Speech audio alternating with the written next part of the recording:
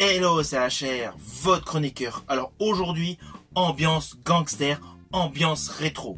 Je vais vous parler d'un film de gangster où l'action se situe dans les années 70.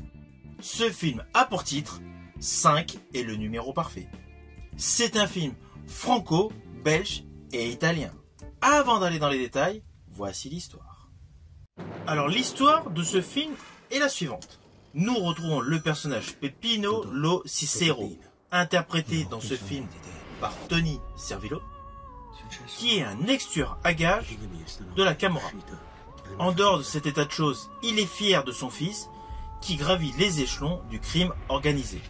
Mais tout à coup, son fils est tué dans un guet-apens. De ce fait, il décide de reprendre du service, accompagné de son ami Toto le boucher, interprété par Carlo Buccirosso.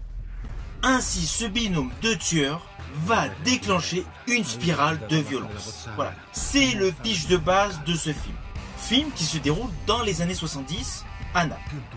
Alors ce film est totalement pour tous les aficionados de films de gangsters. Je rajouterais qu'il faut aimer les anciennes voitures et surtout la classe italienne. Car dans chaque plan séquence, nous retrouvons la classe italienne.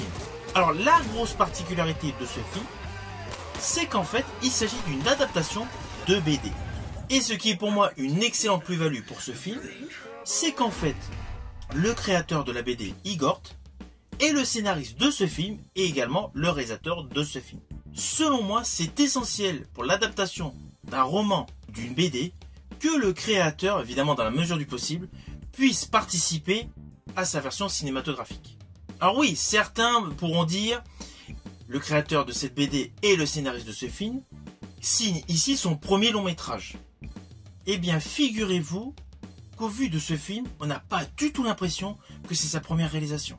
Chaque plan séquence est parfaitement maîtrisé et je rajouterai que toute la colorimétrie de ce film est extrêmement bien exploitée. Je pense essentiellement grâce au fait que le créateur est un dessinateur. Du coup, tout ce qui est effet visuel, tout ce qui est éclairage, tout ce qui est dimension artistique de ce film est extrêmement bien exploité. L'esthétique graphique de ce film est superbe. Certes, c'est un film noir, mais toute la photographie de ce film est belle. Et tout au long de ce film, vous allez retrouver des éléments phares de toutes les aventures mettant gangsters et détectives. Avec naturellement la fameuse voix off. Car dans ce film, le personnage principal exprime ses pensées, exprime ses réactions, sans forcément qu'on le voie. Ainsi, du début jusqu'à la fin, de manière disséminée, il y a souvent la voix off de ce personnage. Alors, le premier rôle de ce film est Tony Servillo. Alors, sincèrement, je ne connaissais absolument pas cet acteur. Pourtant, c'est un acteur de talent qui a notamment reçu de nombreux prix. Alors oui, pour des films italiens. Mais cela n'empêche pas qu'il a une très belle filmographie qui gagne à être connu. Car de 2005 à 2014, il a souvent obtenu le prix de meilleur acteur. Et sincèrement, dans ce film, 5 est le numéro parfait, il est excellent. Son interprétation de gangster lui colle à la perfection et est criante de vérité. Même si toute la distribution de ce film est bonne, c'est indéniable, Tony Servillo est à un level largement au-dessus de tous les autres acteurs. Naturellement, dans les seconds rôles, on retrouve Valeria Golino, qui est toujours impeccable dans ses rôles. Elle a une belle carrière à l'international. Vous avez pu la voir dans de nombreuses productions américaines, notamment Rain Man, le diptyque Hot Shots, Ludwig van Beethoven, bref, elle a une très belle filmographie.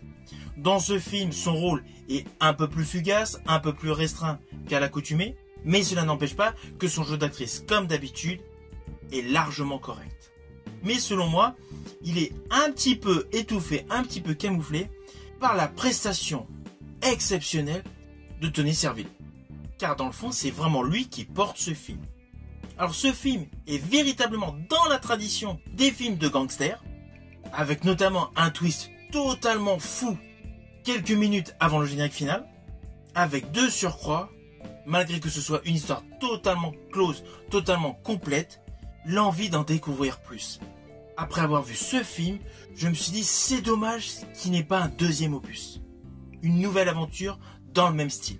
Le film est vraiment bon, Il n'a pas eu le succès escompté, ce qui est vraiment dommage sur la scène internationale, mais le film est vraiment bon.